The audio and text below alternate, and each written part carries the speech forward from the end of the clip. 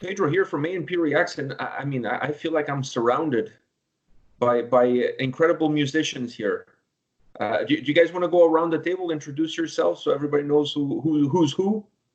Yeah, sure. I'm Emilio Crespo. I'm lead vocals and write most of the lyrics for Sojourner. I'm Chloe Bray. I'm clean vocals and guitar, also tin whistle and some keys for Sojourner. I'm Mike Lamb, guitar and keys and synths and stuff like that. Sojourner as well, obviously. All right, so now that everybody's introduced themselves and they gave us their little bit of their bio in terms of what they do in the band, before we start and before we talk about the record, I really want to ask you guys is how you guys are managing your lives, considering the turbulent times that we're living in. Well, I mean, you do the best you can. Of course, me, for example, I decided, because I'm living in Sweden right now, and they haven't exactly done any kind of a strict lockdown or anything. So, but I've decided to self-isolate and just kind of, stay away from people, and only if I actually need to, go out and do stuff. But, I mean, it's going well so far. Not too much to complain about. Of course, we had some shows get canceled and all that stuff, but other than that, when it comes to the health and everything, yeah, it's managing, I guess. Yeah, I'm up in Sweden as well. Sort of same thing. It's sort of almost feels like the lockdown isn't happening here. It's kind of weird. You're so detached from the rest of the world where everyone else is so locked down. And over here, it's just everyone's going about their daily lives, basically. Yeah, it kind of gives you... Yeah. Sorry, go ahead. Oh, sorry. It's breaking up a little bit. I'm not sure when anyone is done. But yeah. I'm in the UK, so we are in full lockdown, but I'm kind of in a good position as much as you can be at the moment. I'm looking after a house in the absolute middle of nowhere for one of the lecturers in my department, and everything just kind of looks normal here. There are just tractors outside doing their stuff, and it's so, I don't know, it's like you look on the news and everything is dreadful, and then here you almost can't, nothing is happening, so it's weird. I mean, I haven't seen anyone except my partner in weeks, so that is good, but other than that, everything's... So it's weird. It's kind of this dissonance between what's going on and what's going on in your house, I guess. Yeah, almost like there's two realities: the reality that everybody's faced with, and then your own reality. I totally feel you guys on that. Getting into the record, did you guys feel any added pressure going into this album? Not really. No, it was sort of just business as usual for the writing process. We sort of knew what we were going to do, and we just, like there was the only added pressure, I guess, is that there's more reach with Napalm, but in terms of writing and everything, we just did what we usually do.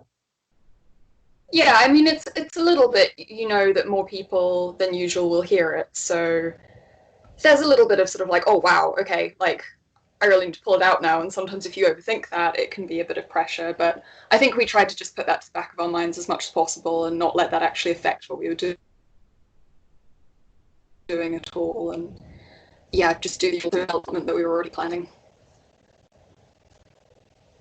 Yeah, because I thought, there's always that added feeling that, going into a big label is not, there's a sense from an audience perspective that you guys are going to be able to reach a lot more people, having a bigger machine behind you. So that's where that question came from. I was wondering if that influenced at all, but it looks like you guys already had all your ducks in a row. You knew what you wanted from the record, and you knew how to get to it. Yeah, I mean, I sort of, before we signed to Napalm, I talked to them and just said, if we're going to change labels and sign to you guys, like we sort of still want to keep like musical control of like the direction and artistic control of like the visual elements. So we didn't really want, you hear some things about bigger labels sort of taking control of some of the direction, but with us, they've been awesome. They've just let us do our thing. We handed the final product to them, and they've just supported us the whole way, which was really cool. Can you guys give me a little bit of the behind the scenes in terms of the creative process as you take going into a record like this? Because listening to the album, I felt like this album is like an onion. There's just like layers and layers upon layers upon layers. So I'm sure that while the final product seems like it was created inside of Magic Box, I'm sure getting into that final product is not perhaps as easy as it appears to be. So do you guys have a method that you started with the previous record and now you just kind of fine-tune with this one? And what is that process that you guys have to create albums as complex, as layered as this one is? I guess our US that we followed on from the last ones is that we always kind of have a plan of the atmosphere we want for an album and the shape we want the whole album to sort of take, and that sort of abstract discussion happens before we start writing. So we'll kind of know what sound the first and last songs on the album should have, and we'll know whether we're going dark or whether we're going triumphant or trying to go for a mix of the two before we start writing. So then there's almost a kind of like, well, we know we need a song like this, a song like this, a song like this, and then as we write those, we then have song in the middle in order to kind of get the whole effect we want. Yeah, and my home studio sort of is the base of where we put it all together. So it's kind of the complexity of the music and stuff. It's not, we're not going to a studio and recording there and sort of all the pressure that comes with doing that in a room together over a couple of weeks. So I put everything together and do all the editing and stuff. And like, because we've got the freedom of doing it at home, it's sort of, it takes off that pressure of having to go to a studio and put together this big complex thing in a short space of time. So we spend a long time between us just iterating again and again. I mean, me and Chloe write all the music, so it sort of keeps it small, and then Emilio does his thing and everyone does their thing on top of that. So at what point do you guys bring the lyrics into the mix? Because to me, the lyrics were a huge component of the overall feel that the record has, because it kind of encapsulates the sound and it gives you a way to almost visualize what the sound is representing. So at what point in the process do you guys bring in the lyrics? Yeah, so usually what we do is that like Mike and Chloe will finish the songs and then send it off to me. And at that point, I'll usually, start writing lyrics and put vocals on it and all that. Or I might have lyrics already written for it, which I just need to tweak and all that due to tempo and stuff. But there is times, like in the case of The Deluge, where I wrote the lyrics already and I sent them to the guys and stuff. And they really liked it and decided to write the song around the lyrics instead. But that doesn't happen too often. Generally, the lyrics come after the song has been delivered to me. The final stage. Yeah. This album that you guys created, if I had to put one word on it, I would say haunting. It's, to me, it was haunting, and then from haunting it became philosophical almost. It made me really dig deep inside of myself and make me think about certain feelings that I have. And so it was really a strange and very interesting experience. But to me, it started with being haunting, and then it kind of progressed from that point on as I dove more into it and as I listened to the record more and more. If you guys had to use one word to describe this album, what would that word be for you?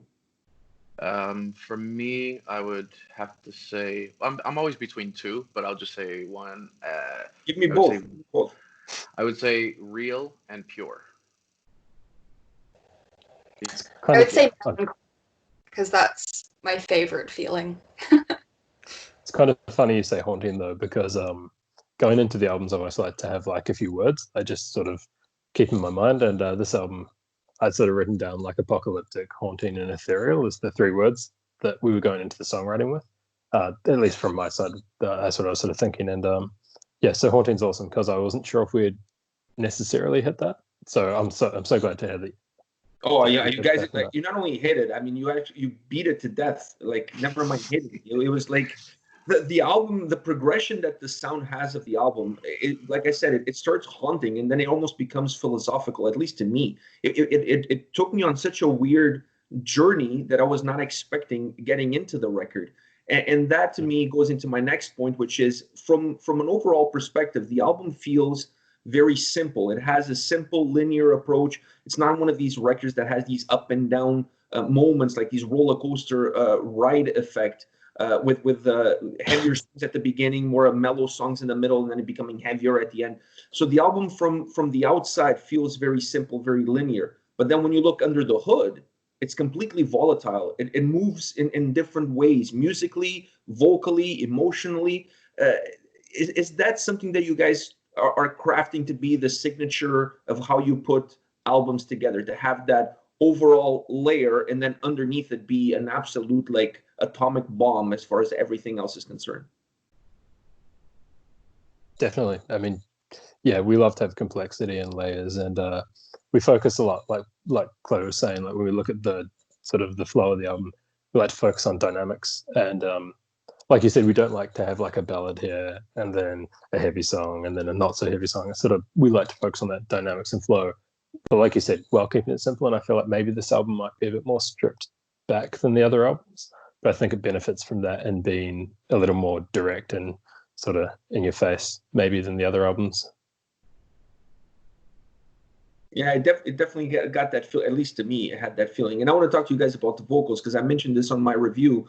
I felt like you guys were holding hands throughout the whole process. I mentioned on the review that sometimes when you get albums like this, there's almost a sense of the two vocalists fighting with each other for supremacy on who gets the main stage. And I felt on this record, you guys really knew exactly what the song needed to go with one style, to go with another style. How is that approach for you guys when you're looking at the song and how in putting that piece together? Because it's really important in order for the track to overall work, to know exactly which one needs to go at what point in time. Yeah, for sure. I mean, we get questions like kind of like, why do you have like this clean vocals from a girl and then harsh vocals and all this stuff? And it's not that we're trying to get into this bubble of trying to be a little bit goth metal here, or give the whole like female fronted cliche here, and here we want to be super black metal or metal death. It's just kind of like, when I get the song and I'm writing the lyrics, I kind of already start to like envision where everything could go. It's basically what the song kind of tells me needs to go here. And then, of course, back and forth, sometimes with Chloe will be like, yeah, I think, here is good and all this stuff. But generally, it's basically that the song is telling you what it's asking for. And then, so sometimes that's why maybe a song like Talus, for example, it's pretty much her, because, I mean, where can I fit on that one except for the final part, I mean, and then a song like Fatal Frame, for example, it just begs for brutality vocally the entire way. So, yeah, that would kind of be my explanation for it, just what the song tells you it needs, rather than you try to keep creating these things and, that maybe it doesn't translate that way. Yeah, in the writing process, occasionally there's a bit which I will specifically sort of think, okay, this definitely needs to be Emilio and this definitely needs to be me. But a lot of the time we kind of just write the song and we give it to Emilio, and it's good to, having written the music, and sometimes you form some preconceptions about what's going to happen where, and then to get someone else's perspective on where the different vocals should go. Sometimes Emilio puts it in a bit where I was kind of imagining something else, and then I'm like, oh my god, that is so much better. So it's really cool, I think, the way we kind of like build the songs between the three of us to have that different perspective. Yeah, I think, in my opinion, as a listener, the way you guys worked on this album vocally, it was really, it was absolutely phenomenal. It was like the passing of the baton. Every single time one would come off the track and another one would come in, you didn't feel like there was a colliding of forces. It just felt like it was so smooth. The transitions were smooth. You guys picked the exact right spots where one needed to be in, where the other one needed to come in order to get the right emotion of the track. So I really kudos to you guys, because it's not, in my opinion, it's not an easy balance to achieve when you have two strong vocalists in the band. It's really hard to find room for two Michael Jordans on one Chicago Bulls. You know what I mean? I think when you're, I think when you're thinking about things too much, and like having all these like concepts in your mind of it should be this way or that way, things can get really like frustrating.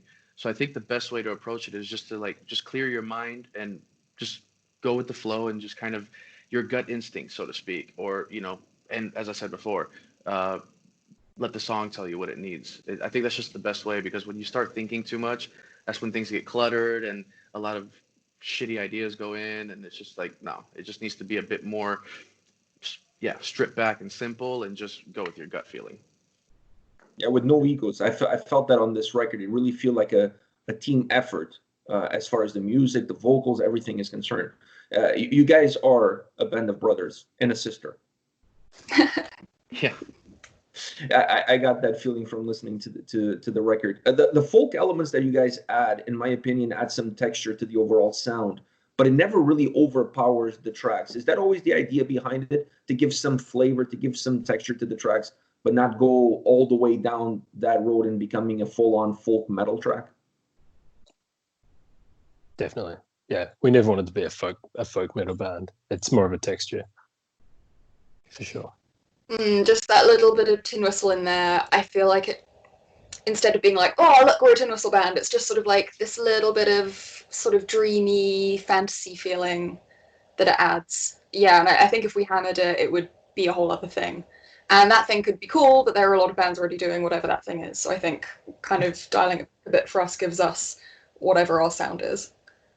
Yeah, you guys, I believe, to me, in this album you found, I mean, not that you didn't know what your sound was, but in this album you harnessed what that sound is. And I really like the fact that you don't fall in love with too many little elements. You add them there to create different layers, to create different textures, but that allows the band to have a very unique sound, a very unique approach. And that is, at least for me, what I connected with the record. And I'm sure from your perspective, that's what you're hoping that fans will connect with this record, is to have, like you said earlier, the simplicity, but then underneath that simplicity, all the different layers that the music has.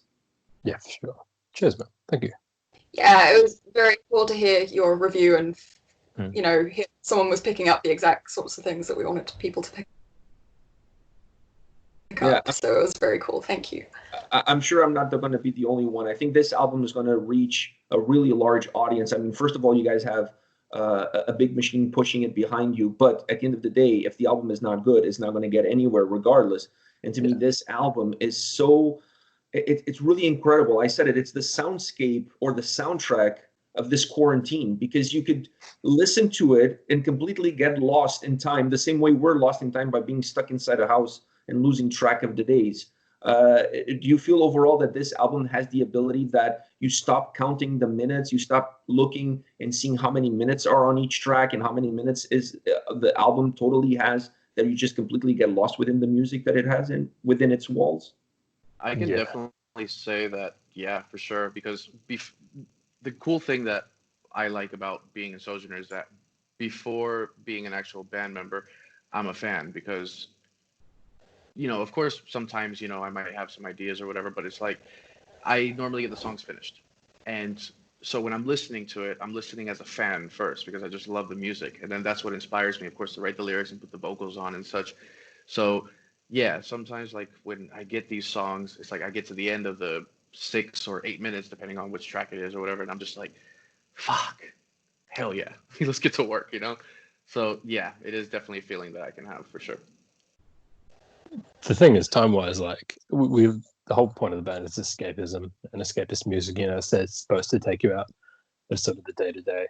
But, you know, this time around, I was like, the songs need to be a little more concise, no more 8, 9, 10-minute songs. But once we get writing, I mean, look at the track list of the album. There are plenty of sort of 7, 8 minute long tracks, and it's just as hard as you try to keep, you know, if you have this grand idea of making everything more concise and to the point, it's just, yeah, you just sort of, even writing it, you just get lost in it a little bit. And then, so if it takes people to that same place, that's awesome. Is that a hard thing to do? Because to me, these songs, I don't think you could shrink them anymore. I mean, if you shrink them more, then the song is not going to be what it is. Then it's going to be a completely different track altogether. I'm amazed that you actually had that thought of shrinking, like bringing the songs down, because otherwise it would have been longer. It just feels like there's a structure it has to go through, and when you're writing, it's sort of like, well, it's here now, and I don't know. Sometimes you're like 4 minutes in, and you're like, crap, I've done the first bit of this song. I haven't even like the crescendo. I haven't even broken before the crescendo yet. This is going to be a monster. But like, if it needs to do those things, it needs to do those things. And I think if it really needs to, it won't feel long. It's only when you have these like, okay, I've got this section and it's a cool section, I'm going to do it 10 times. That maybe where it becomes something that you listen to in the background rather than something that sort of grabs you and pulls you into a whole atmosphere and you almost don't notice it pass. So I think that's the aim. And for some reason, our structure, whatever it is, seems to be a kind of 6-7 minute kind of structure at the moment. Yeah, we have a lot of 7-minute songs. So it seems to fall in that 7-ish minutes, sort of between 6:30 to 7:30. We just accidentally keep writing that. Yeah, maybe it's a over and over again. subconscious thing that you, without really thinking about it, the way you write the songs, you always write them in order to be within that time frame. Yeah, I think we just write more instinctually than sit down and go, it's got to be verse, chorus, verse, chorus. You know, we just sort of write until it feels right. And we very rarely ever go back and take bits out. We kind of just, I find a lot of the times as we write, it's just done until it's done, and then the song's done. Goes to Amelia. I have to dive into the atmospheric side of the tracks, because to me that was one of the huge components of how this whole album sounds. The atmospheric soundscape was hypnotizing. It's just how are you guys able to create a sound that almost feels like a heartbeat, and it's just absolutely. I haven't heard an album this year that had a soundscape the way this record had, that it felt like a living organism. It was just like, it blew me away on every track throughout the whole record. How are you guys able to create that and then put it into practice? To me, seems like such a complicated process. It is definitely complicated, but I think we just do it. What? I think maybe it's because our aim, I don't know, I don't really know how other people necessarily do it, so maybe this is even unusual, but we're usually going for an emotion or for an atmosphere, and then we sort of think, okay, well, what sounds of the instruments that we use can we use to get that, rather than kind of thinking, I don't know, we need a really crazy riff in here to show how good at guitar we are or something. So it's always about the emotion and then doing whatever we can to create that. And it's usually like a kind of emotion which is different. That's why, I don't know, why I enjoy Sojourner so much, because it's a way of putting across something which other people feel as well, but it's almost like no one quite knows how to describe what it is that it's making you feel, and just attempting to put that into music, I think, is what we're trying to do, I guess. So maybe that is how that happens. That's my guess. One thing from a musical point of view, I guess, with the atmospheres, is that at pretty much every second of the album, there are synths behind everything. So like everything has a pad layer, a layer of like synth pads. And even when you, like a lot of the time you can't even tell the synths there.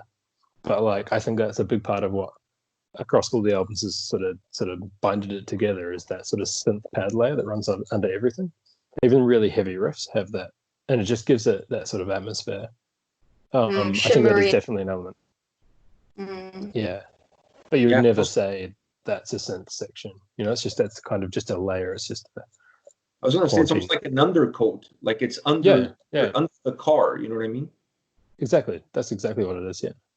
Yeah, it totally has that feeling. I have two more questions for you guys, but well, technically one more question, but I have to ask Chloe this, because after we check out Deluge on the channel, my son and I, after the video was over, finished recording, we continue our debate on how did you know that there was going to be female vocals on this track, because we saw a girl walking by playing guitar. So we had this whole debate.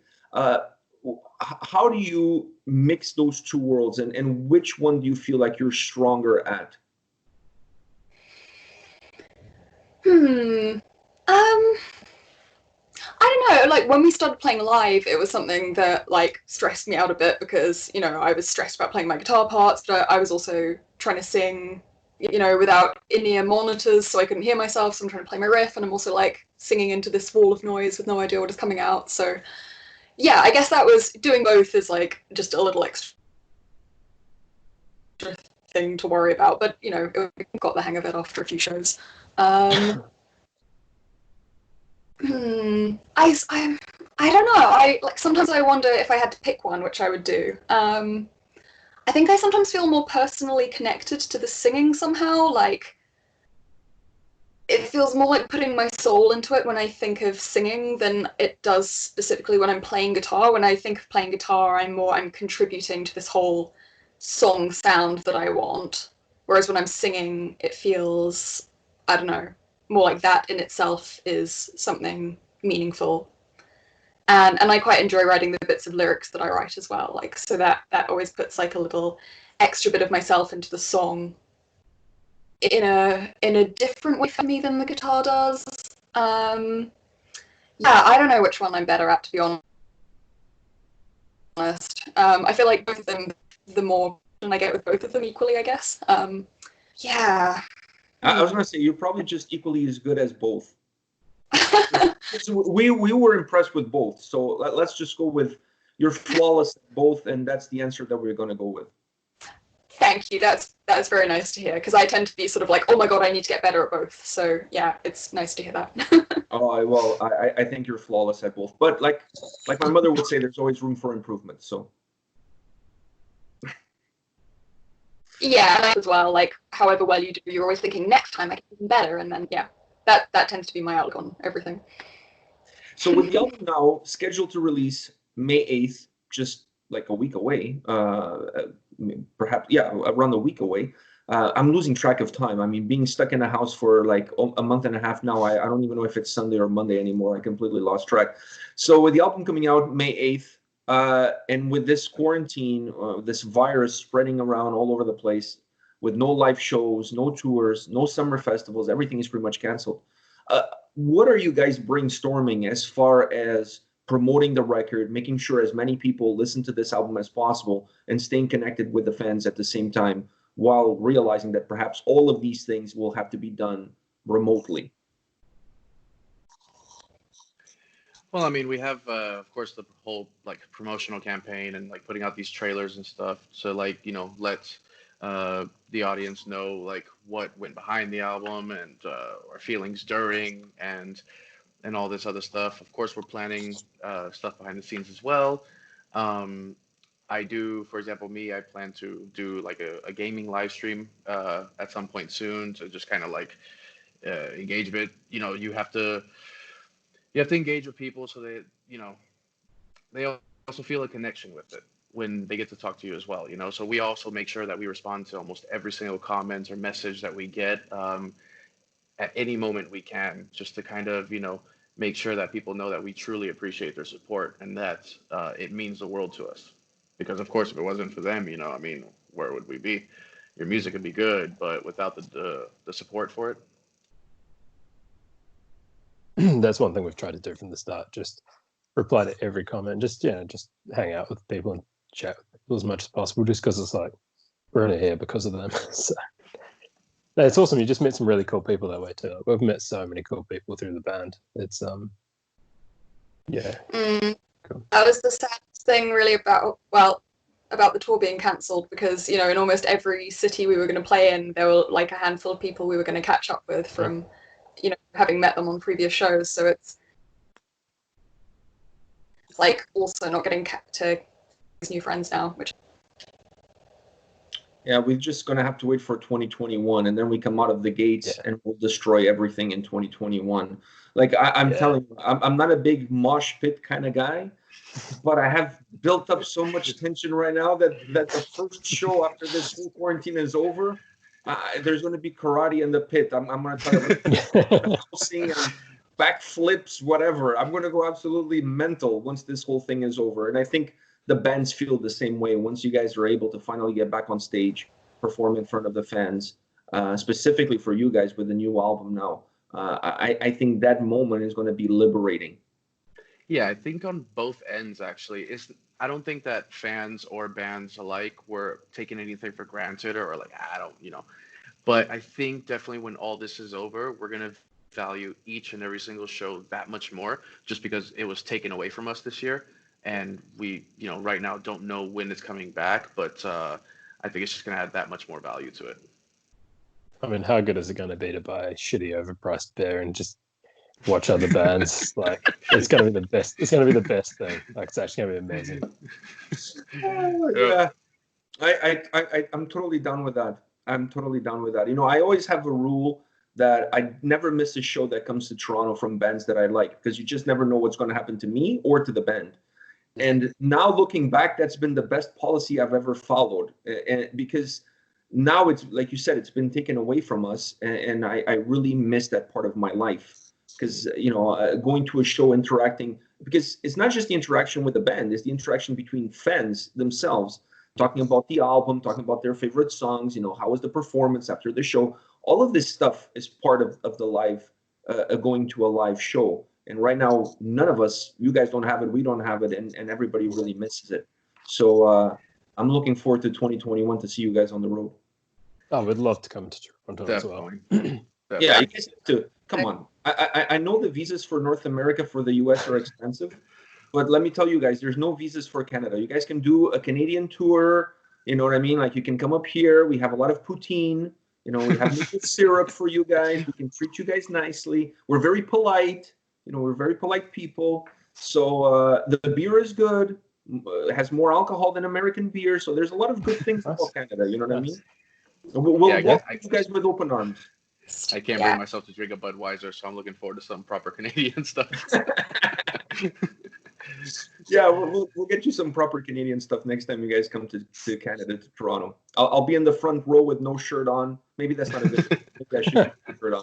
So maybe scrap that idea. I'll be in the front row, but with my shirt on. No. I'm going to hold you to that one now. I'm going to hold you now. I think you're going to regret it. But, you know, that's for a different video. That's for a different conversation. But all the best to you guys. All the best to the record coming out once again, May 8th. For the folks watching this right now, go pick it up if you haven't already. These guys, if there's a band out there that deserves support, is you guys. You did a magnificent job. Like I said, this is my quarantine soundtrack right now. You guys did a phenomenal job with this record. You deserve all the good things that will come to you and all the accolades that this album deserves. So kudos to all of you guys for the incredible. Thank you so much, man.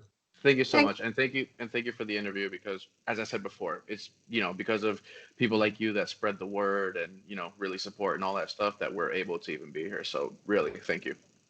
Cheers, man. No, my pleasure. Take care, guys. Thank you. Cheers. See you later. Bye.